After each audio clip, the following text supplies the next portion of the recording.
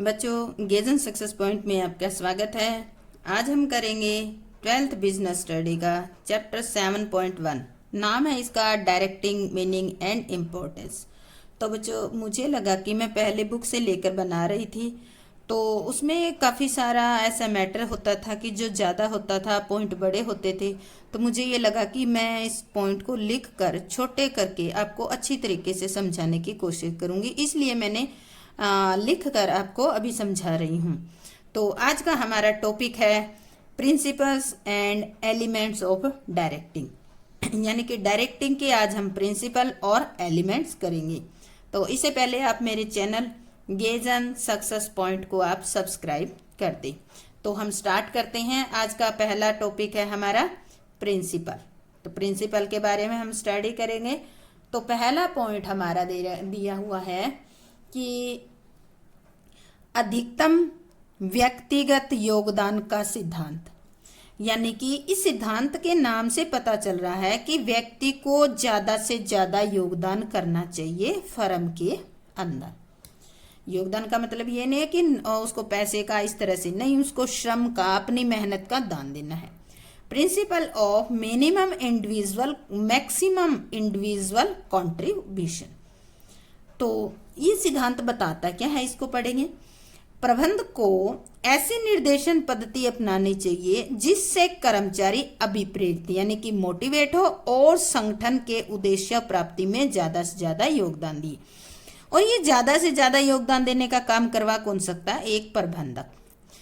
प्रबंध जो है या हम कहते हैं कि जो प्रबंधक होता है, प्रबंधक को ऐसी नीति अपनानी चाहिए, या हम कहें कि उसको ऐसा मेथड यूज करना चाहिए, निर्देशन की ऐसी पद्धति यानी ऐसी मेथड यूज करना चाहिए जिससे कर्मचारी अपने आप ही मोटिवेट हो जाएंगे।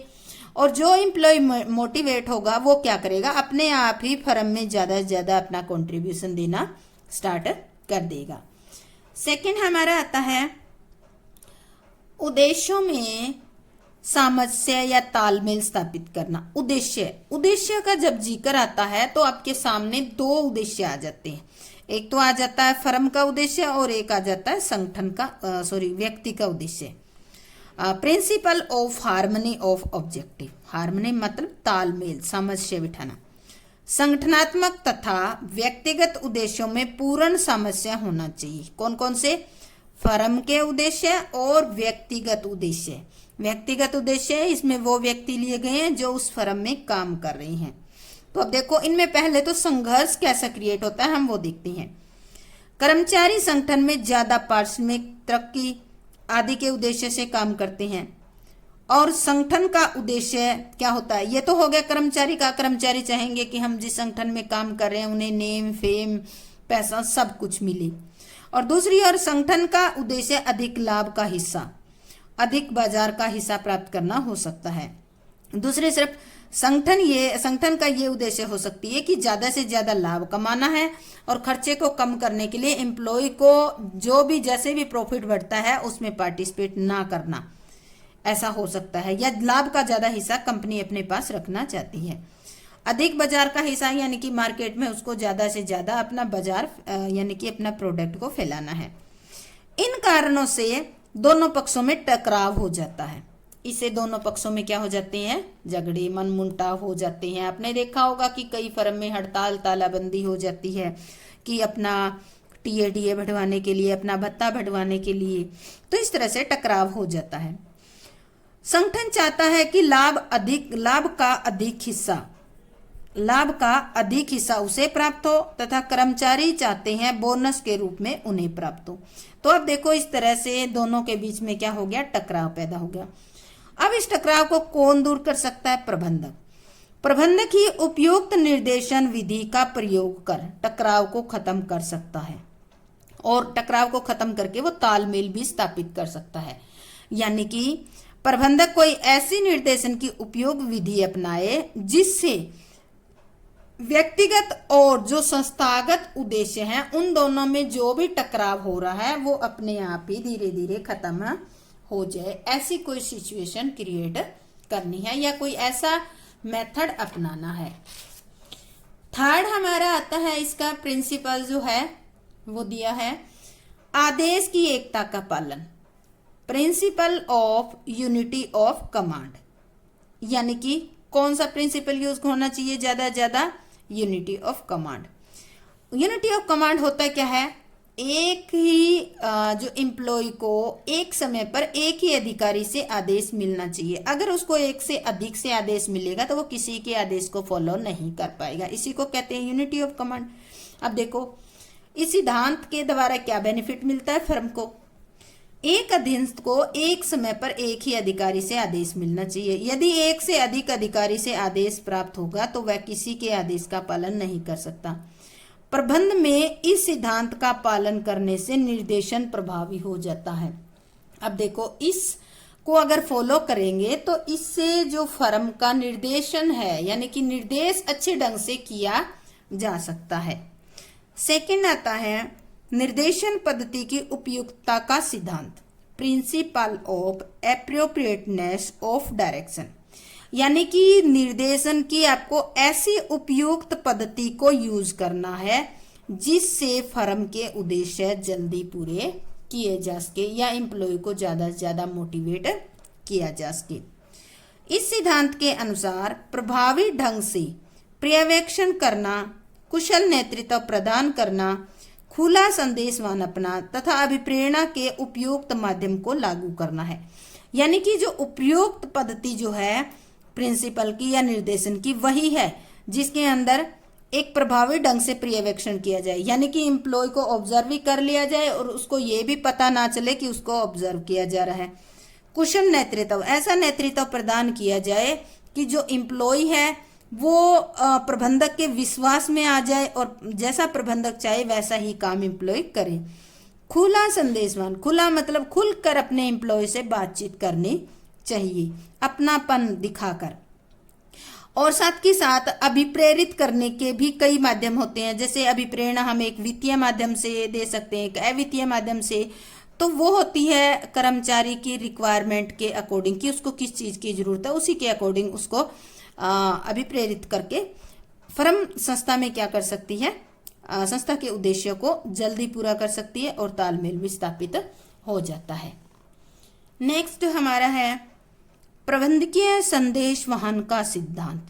क्या कहा इसने? संदेश वहन का सिद्धांत, प्रिंसिपल ऑफ मैनेजरियल कम्युनिकेशन।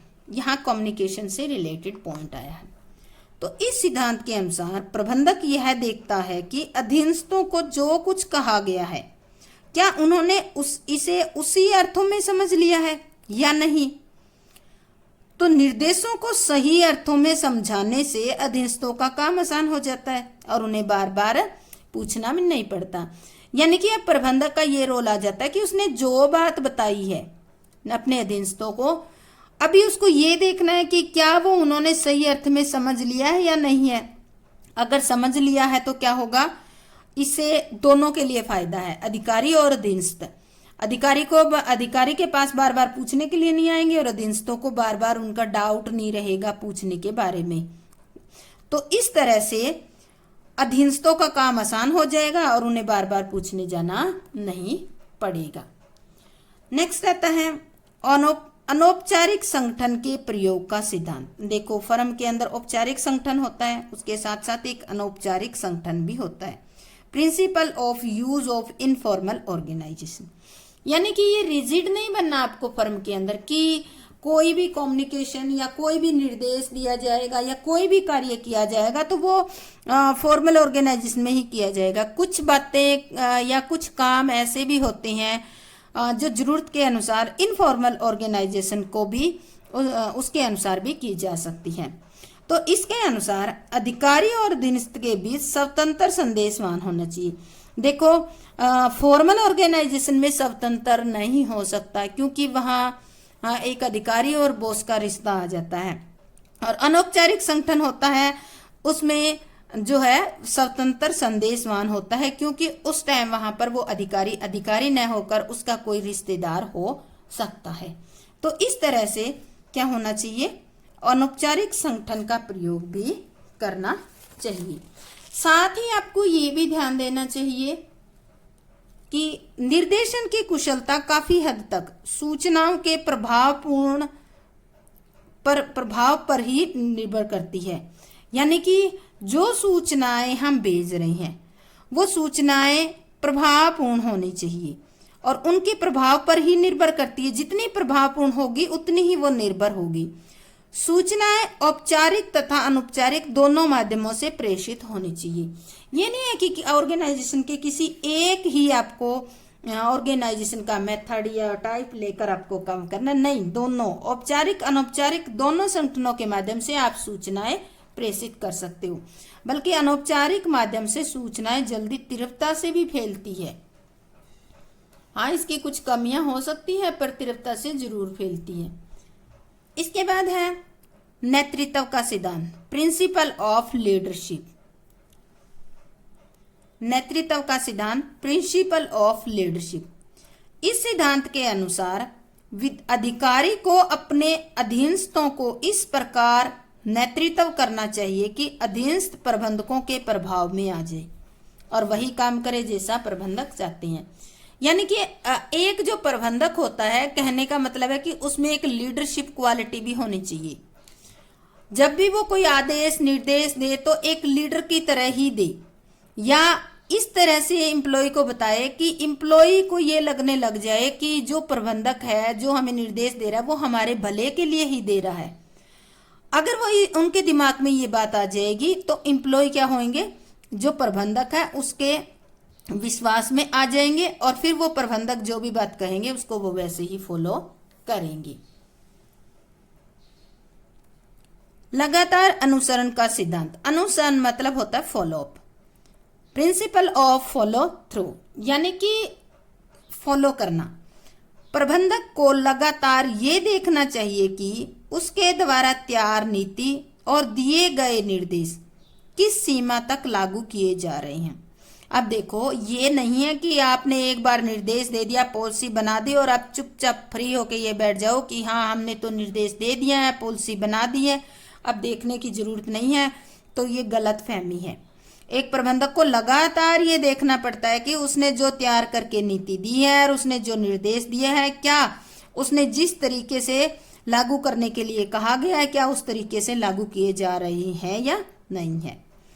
इसका अभिप्राय चुप बैठना नहीं, बल्कि लगातार जानकारी, अगर लगातार आप देखते रहोगे तो आपको फीडबैक मिलती रहेगी कि हमारी पॉलिसी जो है किस तरीके से प्रभावी रही है या उसमें कमी रही है, निर्देश जो है किस तरीके से प्रभावी रहे हैं या उनमें कोई कमी है तो कुछ चेंज करने की जरूरत है।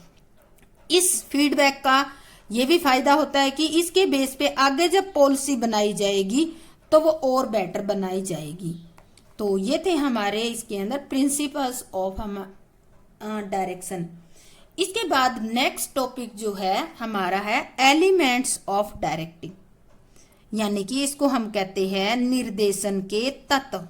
देखो, डायरेक्टिंग की 4 एलिमेंट होते हैं। डायरेक्टिंग सबसे पहला होता है सुपरविजन, जिसको हम कहते हैं पर्यवेक्षण। सेकंड होता है कम्युनिकेशन, संदेश वहन। थर्ड होता है लीडरशिप, नेतृत्व। और फोर्थ होता है हमारा मोटिवेशन, अभिप्रेरणा। तो इनको अब डिटेल में करेंगे और वैसे ये जो 4 एलिमेंट है इनको हम अलग अलग चैप्टर के तौर पे भी करेंगे। चलो इसका स्टार्टिंग में थोड़ा थोड़ा मीनिंग देख लेते हैं इसके अंदर, और इसको आप डायरेक्टिंग के सब पॉइंट भी कह सकते हो। ठीक है, तो इनको अब थोड़ा थोड़ा देख लेते हैं, उसके बाद हम इनको डिटेल में करेंगे स्टडी। तो हमारा स्टार्ट होता है, सबसे पहला हमारा कौन सा था, सुपरविजन। सुपरविजन होता क्या है, सुपरविजन यानी कि पर्यवेक्षण। सुपर, इसके देखो 2 वर्ड है, सुपरविजन। सुपर मतलब उत्तम, विजन मतलब दृष्टि, यानी कि उत्तम दृष्टि से देखना, सुपरविजन वही होता है। इसका अभिप्राय अपने अधीनस्थों के दिन प्रतिदिन के काम की प्रगति की देखभाल करने एवं उनका मार्गदर्शन करने से है। इसमें अधिकारी और अधीनस्थ आमने सामने होते हैं। इसमें क्या होता है, जब एम्प्लॉय काम कर रहे होते हैं तो जो प्रबंधक होता है, सुपरवाइजर होता है, वो उनको दिन प्रतिदिन के काम को नजदीक से जाकर देखता है और फिर अगर देखते वक्त उसको कोई कमी लगती है कर्मचारी के काम में तो उसको मार्गदर्शन करता है, उसको तरीका बताता है, उसके काम में सुधार करवाता है। इस पॉइंट की एक खास बात है सुपरविजन की, इसमें अधिकारी और अधीनस्थ जो होते हैं आमने सामने होती है, यानी कि अप्रत्यक्ष सुपरविजन नहीं किया जा सकता। अगर आप देख भी लोगे अप्रत्यक्ष तो आप उसके अंदर कमियां दूर नहीं कर सकते, मार्गदर्शन नहीं कर सकते। तो ये था हमारा पहला पॉइंट। सेकंड हमारा आता है संदेशवान कम्युनिकेशन। इसका अभिप्राय है तथ्यों, विचारों, भावनाओं आदि को एक व्यक्ति से दूसरे व्यक्ति तक भेजना व समझाने की कला है। यानी कि एक प्रबंधक क्या भेजता है, एक प्रबंधक अब जो भी नीति होती है, निर्देश होते हैं, किस तरह से उसको लागू करने हैं, यानी कि जो भी नीति है उसके तथ्य, अपने भी विचार और भावनाएं मतलब जैसे कि उसको लागू करके जल्दी से लागू करना है, ज्यादा प्रॉफिट कमाना है, इस तरह की जो है वो बातें अपने एम्प्लॉय को बता देता है। और साथ में ये कोशिश करता है कि मैंने जो बातें बताई है वो उनको अच्छी तरह से समझ में भी आई, यानी कि समझाने की कला भी है कम्युनिकेशन। संदेशवाहन आपसी समझ को बढ़ाकर सहयोग की भावना पैदा करते हैं। तो इससे क्या होगा, एम्प्लॉय और जो हम अधिकारी होता है उनके बीच में अगर इस तरह से संदेशवान होता रहेगा तो उनमें आपसी सहयोग बढ़ जाएगा और इससे क्या होगा, संगठन में तालमेल बना रहेगा। नेक्स्ट पॉइंट आता है नेतृत्व, लीडरशिप। इसका अभिप्राय दूसरों को इस ढंग से प्रभावित करना है ताकि वे वही काम करें जो नेता चाहे। लीडरशिप क्वालिटी यानी कि आपको इस तरीके से नेतृत्व करना है कि लोग, या हम कहें कि जो अधीनस्थ है वो आपके विश्वास में आ जाए, और या ये कहें कि इससे एक प्रबंधक अधीनस्थों में विश्वास पैदा कर सकता है। तो आपको इस तरीके से आपको उनको कोई भी बात बतानी है, कोई भी एक उनका नेता बनना है, ना कि उनका प्रबंधक। अगर आप एक नेता बनकर ये काम करोगे तो उनमें विश्वास भी हो जाएगा और उनमें उत्साह भी भर सकता है। एक नेता ही उत्साह भर सकता है, एक प्रबंधक नहीं भर सकता। तो अब एक प्रबंधक को एक नेता बनना पड़ेगा। तो सीधी सी बात है, हम ये कह सकते हैं कि अगर एक प्रबंधक है तो उसमें लीडरशिप की क्वालिटी होनी चाहिए, पर एक लीडर है उसमें प्रबंधक की क्वालिटी हो ये कोई जरूरी नहीं है। पर हम यहाँ फर्म के बारे में पढ़ रहे हैं तो यहाँ पर रोल किसका है, प्रबंधक का। तो प्रबंधक के अंदर लीडरशिप की क्वालिटी होनी चाहिए, तभी जाकर वो अपने फॉलोवर यानी कि अपने एम्प्लॉय को अपने विश्वास, उनमें विश्वास पैदा कर सकता है।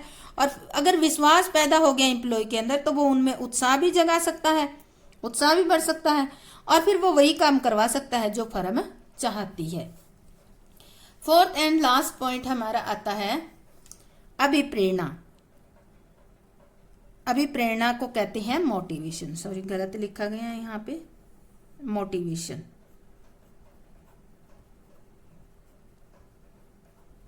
मोटिवेशन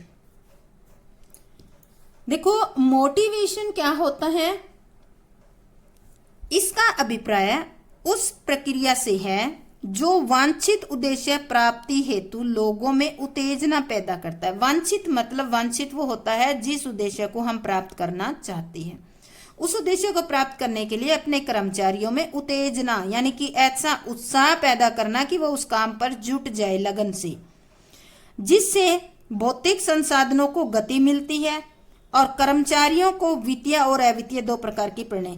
अब देखो, अगर आपने कर्मचारियों को अभिप्रेरित किया तो उनमें क्या हो जाएगा, जोश, उत्तेजना जग जाएगी। उत्तेजना जगने से क्या होगा, आपका मानवीय संसाधन है वो क्या हो जाएगा, सक्रिय हो जाएगा।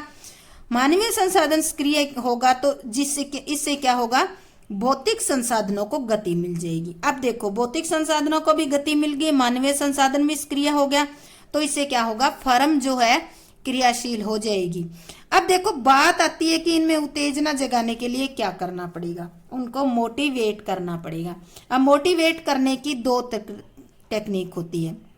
कर्मचारियों को वित्तीय और अवित्तीय दो प्रकार की टेक्निक है, इनके द्वारा आप मोटिवेट कर सकते हो। तो बच्चों, आज हमारा ये प्रिंसिपल्स और element of directing topic complete हो गया है। अगर आपको अच्छे ढंग से समझ में आ गया है तो मेरे चैनल को लाइक शेयर और ज़्यादा से ज़्यादा सब्सक्राइब करें। और आप कमेंट करके भी कोई डाउट है तो वो आप पूछ सकती हैं, मैं कोशिश करूँगी आपके कमेंट के जवाब देने की। जय हिंद, जय भारत।